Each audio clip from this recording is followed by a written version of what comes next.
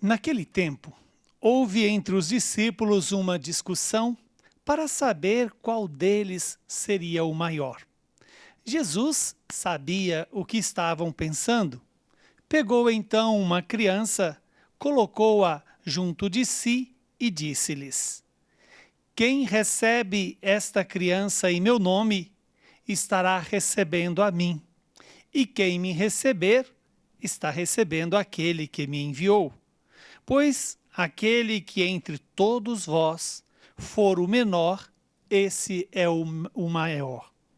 João disse a Jesus: Mestre, vimos um homem que expulsa demônios em teu nome, mas nós lhe proibimos, porque ele não anda conosco. Jesus disse-lhe: Não o proibais, pois quem não está contra vós está a vosso favor. Palavra da salvação. Glória a vós, Senhor. Queridos irmãos, queridas irmãs, a palavra que o Senhor nos entrega hoje é a palavra que tem o poder de se realizar em nossas vidas aquilo que é a vontade de Deus. E a liturgia da igreja hoje nos convida a deixar-nos educar por esse mistério de Deus, por esta palavra que se faz carne entre nós. Quando a igreja nos dá a memória de um santo, a igreja está cumprindo a missão dela, que é de fazer a palavra de Deus se tornar vida em nossas vidas. Lá em Mateus 5,48 nos diz, sede perfeitos porque o vosso Deus é perfeito. E no livro do Levítico vai nos lembrar, sede santos porque o vosso Deus é santo. A missão da igreja é nos santificar. E o que é nos santificar? É nos fazer semelhantes a Jesus. E como é que nós podemos ser semelhantes a Jesus se fazemos a experiência cotidiana do nosso pecado? É possível ser semelhante a Jesus pela força do Espírito de Jesus. O mesmo Espírito que cobriu a Virgem Maria e deu a ela a graça de gerar Jesus, é o mesmo Espírito que Deus nos deu no nosso batismo. Deus nos dá em cada palavra que escutamos, Deus nos dá em cada Eucaristia que celebramos. Por isso, quando a igreja nos apresenta a memória de um santo, ela está dizendo para mim e para você que ela continua cumprindo a missão de nos convocar à santidade, de deixar gerar em nós o homem novo, de fazer morrer em nós o homem velho, o homem preguiçoso, orgulhoso, vaidoso, mentiroso, o homem que se deixa guiar pelas paixões, o homem que se deixa guiar pelas coisas do mundo. Mas você, nós somos criados para viver para sempre. Nós não somos criados para a lógica deste mundo, somos criados para a eternidade. E a santidade é exatamente essa identificação com o projeto de Deus, pensado desde a eternidade, implantado na história da salvação, para gerar em mim e em você a santidade, a vida em Deus, a vida no amor. E a palavra que hoje a igreja nos dá é uma palavra que se cumpre em nós. Ela pode se cumprir em nosso favor quando nós a acolhemos e acreditamos na força desta mesma palavra. Mas ela pode também se cumprir contra nós, quando nós a recusamos como palavra de Deus ou quando nós nos fechamos a esse poder do Espírito que renova a face da terra. Na primeira leitura, se nós ouvimos bem, tirada da profecia de Zacarias, aonde o Senhor nos diz, a palavra do Senhor dos Exércitos foi manifestada nos seguintes termos. Veja que todo o Antigo Testamento tem como objetivo preparar toda a humanidade para receber Jesus, mas também para nos ajudar a compreender como Deus fala conosco, como Deus quer mudar a nossa vida, como Deus quer salvar-nos do pecado, salvar-nos da morte eterna. E aí nos diz, assim diz o Senhor dos Exércitos, tomei-me de forte ciúme pelo meu povo. Olha aqui o zelo que Deus tem por você, por mim, por todos nós. Deus tem um ciúme de nós. Por quê? Porque somos frutos das entranhas de Deus. Somos frutos do pensar, do querer e do amor de Deus. Por isso Deus cuida de cada um de nós. E Deus troca reinos em nosso favor. Para quê? Para resgatar em nós a imagem e semelhança que Ele colocou e que o pecado deteriorou. E que o pecado nos fez dissemelhantes a Deus. Mas eis que Deus não desistiu de mim e de você. Deus continua chamando-nos a voltar, a tornar-nos conscientes de que a razão da nossa existência não é apenas comer, beber, dormir, engordar e depois ir para o cemitério. A razão da nossa existência é a vida em Deus. Por isso, o profeta Zacarias vai nos lembrar, né? Voltei a Sião e habitarei no meio de Jerusalém. Jerusalém será chamada a cidade fiel. Veja que Deus que nos criou para fazer parte de uma família. E não é de qualquer família, é a família dele. E tendo-o como pai, tendo um irmão maior que é Jesus, tendo o amor que é o Espírito Santo, mas também tendo uma mãe que zela por nós. E esta mãe Maria, que também nos educa a como escutar a palavra, a escutar essa palavra e deixar que essa palavra restaure em nós aquela imagem e semelhança que nós perdemos com o nosso pecado. E que o pecado gerou em nós esse distanciamento do amor, esse distanciamento da vida e da vida eterna. Por isso, vai nos dizer na primeira leitura, ainda no Antigo Testamento, que Deus não abandona, Deus não esquece, Deus não deixa ninguém para trás, Deus não deixa o ancião perder-se, mas Deus dá a sustentação para o ancião, Deus reúne as crianças para glorificar a presença do amor na sociedade, em que Deus é o fundamento, onde Deus é a razão do ser e do viver humano. Que esta palavra da primeira leitura nos ajude a tomar consciência desse cuidado, desse empenho que Deus tem por nós. Mas não é um empenho marcado por um legalismo, é um empenho marcado pela generosidade do amor revelado na cruz de Jesus, do amor revelado na paixão, o amor revelado na ressurreição do Senhor. E esse mistério da paixão e ressurreição que faz-se presente no mistério da evangelização da igreja. Em todo momento que a igreja anuncia o evangelho, está fazendo presente aqui e agora a decisão de Deus de tirar o homem da morte, de tirar o homem do pecado, de tirar o homem das trevas e colocar o homem de novo no coração de Deus. Como se não bastasse, o salmo que nós cantamos, né? O Senhor edificou Jerusalém e apareceu na sua glória. Ora, Jerusalém é a figura da igreja e é também a figura da vida eterna. Essa Jerusalém reconstruída, essa Jerusalém em que as pedras preciosas comporão a beleza dessa mesma cidade santa. A cidade onde a luz já não mais será o sol e nem será a luz dos homens, mas o próprio Cordeiro de Deus, aquele que ilumina a vida humana, aquele que dá sentido para as nossas cruzes, aquele que dá sentido para as nossas quedas, aquele que dá sentido para o sofrimento, aquele que dá sentido também para uma vida onde o amor seja o critério da relação entre nós, conosco mesmo, entre nós com os irmãos e entre nós e Deus. O Salmo vai dizer, as nações respeitarão o vosso nome, os reis de toda a terra a vossa glória, quando o Senhor reconstruir Jerusalém. E o que é essa reconstrução de Jerusalém? É a santificação dos filhos de Deus. E essa santificação significa dar a cada pessoa humana um sentido para viver, um sentido para enfrentar as dificuldades. Quando a palavra diz, ele ouvirá a oração dos oprimidos e não desprezará a prece. Olha que palavra linda. O Senhor fala isso para você, fala para mim, para todos nós. Deus não esquece, Deus não se fecha ao nosso clamor, mas Ele escuta com o coração materno.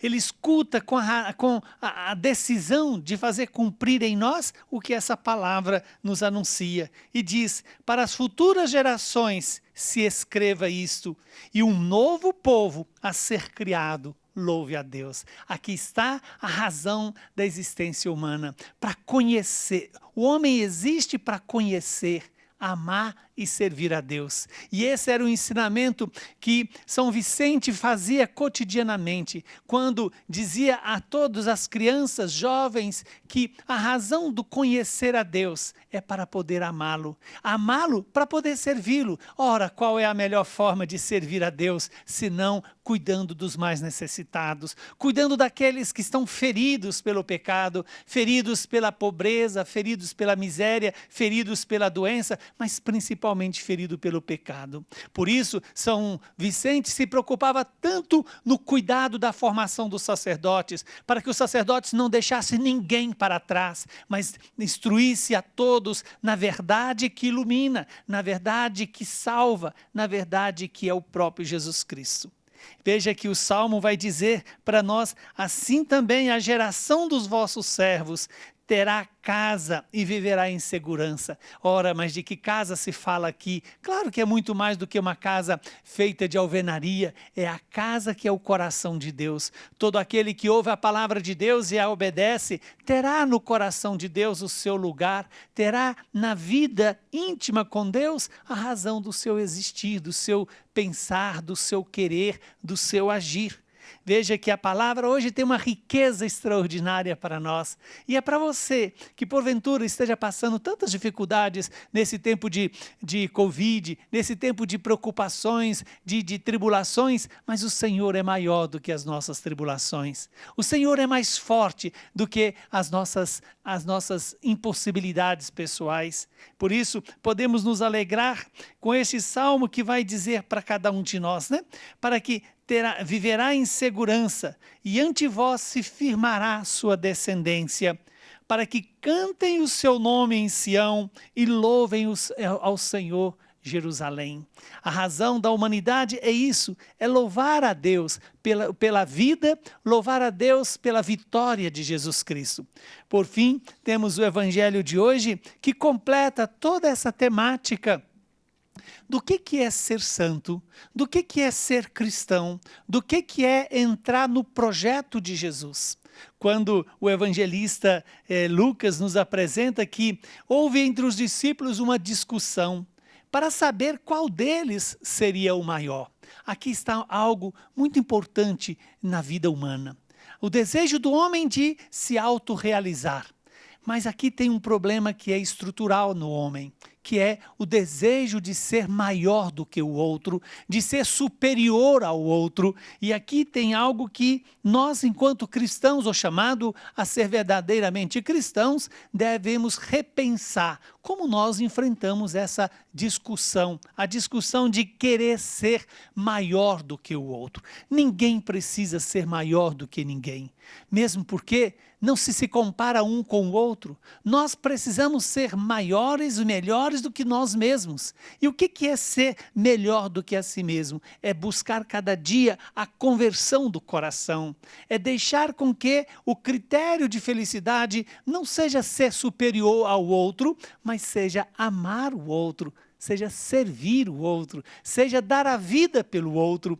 Quando a palavra diz que Jesus sabia o que os discípulos estavam pensando, e aí o que Jesus faz? Jesus então pega uma criança, coloca diante deles e diz a eles, né? Quem recebe essa criança em meu nome, estará recebendo a mim. E quem me recebe, estará recebendo aquele que me enviou. Pois aquele que entre vós for o menor, esse será o maior. Veja que o critério de Jesus aqui é diferente do critério humano dos apóstolos. Enquanto os apóstolos não fizeram a experiência de Pentecostes, os apóstolos estarão sempre querendo ser maiores uns em relação aos outros. E Jesus propõe não o ser melhor do que o outro, mas o ser menor do que o outro. Que o critério de Deus para nós não está em sermos superiores aos outros, mas está em servir os outros. Nesse sentido, São Vicente de Paulo aprendeu e viveu e ensinou profundamente esse novo parâmetro de relação, que é o parâmetro do servir, estando à disposição daquele que mais precisa. Que hoje esta palavra possa se cumprir entre nós e possamos aprender com as crianças que confiam nos pais, a simplicidade das crianças, a humildade das crianças e a atitude da criança que está sempre disposta a acreditar no pai. Que nós aprendamos, então, com essa atitude da criança e, ao mesmo tempo, tenhamos a sensibilidade de acolher os pequenos, acolher aqueles que necessitam do amor, aqueles que precisam de ser cuidados e cuidados com generosidade. Que a santidade de São Vicente de Paulo possa nos motivar cada dia em nossas vidas, a não desistir desse projeto de se deixar santificar pela graça de Deus. Veja que enquanto os apóstolos desejavam postos de destaque na organização em que Jesus talvez, na cabeça dos apóstolos, poderia estar propondo um reino na lógica sociopolítica, eis que Jesus anuncia a melhor forma de se fazer uma sociedade, pelo amor e pelo serviço. O amor que vem de Deus, o serviço que considera o outro mais necessitado e mais importante do que eu, e assim eu devo servi-lo. E Jesus coloca diretamente: quem recebe os necessitados, recebe a Ele. E quem recebe a Ele, recebe quem o enviou. Ora, receber a Deus é receber a vida, é ser feliz, é encontrar o sentido para a nossa vida e o sentido que dá destino de eternidade, e essa eternidade é o amor em Deus, o amor com Deus. Por fim, nós vimos que Jesus proíbe os discípulos de impedir alguém de anunciar ou de fazer milagres em nome dele, já que aquele que é em nosso favor não pode ser contra nós. Isso também deve nos alertar, principalmente nas nossas comunidades paroquiais, ter esse zelo de considerar que aqueles que Deus chama, os chama não pelos méritos pessoais, mas por uma decisão de Deus. E se Deus chamou você a fazer parte da sua comunidade, a ser sócio da Canção Nova, a ser membro de uma pequena comunidade, a ser um catequista, um evangelizador, um ministro da Eucaristia, que o faça para gerar unidade. A unidade é um dos frutos do Espírito. Quem se deixa conduzir pela unidade entra na intimidade do Pai, do Filho e do Espírito Santo. Toda a vida cristã é para gerar em nós o amor e a unidade. O amor que vem de Deus e o amor que nos leva a Deus. A unidade que nos une nós conosco mesmo e nós com os irmãos. E essa unidade é que vai dar sustentação a esse mesmo amor que vem de Deus. Que o Espírito Santo complete em nós o que esta palavra nos anunciou. E que cada um de nós possa tomar essa decisão de, olhando para São Vicente, imitar as virtudes de São Vicente. Lembremos que quando a igreja nos dá a memória de um santo, ele, mais do que fazer milagres para nós ou por nós, o papel dos santos é motivar-nos a viver a nossa vocação à santidade. É nos chamar a atenção para ser santo como o nosso Deus é santo. E o que é ser santo? É ser feliz. E ser feliz é deixar o amor de Deus instaurar em nós esse novo ser, essa nova criatura em nós. E esse novo ser que tem como protótipo o próprio Jesus. Que o Espírito Santo nos ilumine, que a Virgem Maria, que foi aquela que deixou gerar nela o seu Filho Jesus, nos ajude também a deixar ser gerado em nós esse verbo encarnado, para que em nós o mundo conheça que o amor é a melhor escolha, que os bens, as coisas deste mundo, embora possa até nos satisfazer, mas não são capazes de nos preencher como a nossa alma tanto deseja. Finalizo lembrando que o Senhor tem o poder de fazer cumprir em nós esta palavra, e esta palavra está em nosso favor. Assim seja. Louvado seja nosso Senhor Jesus Cristo. Sempre seja louvado.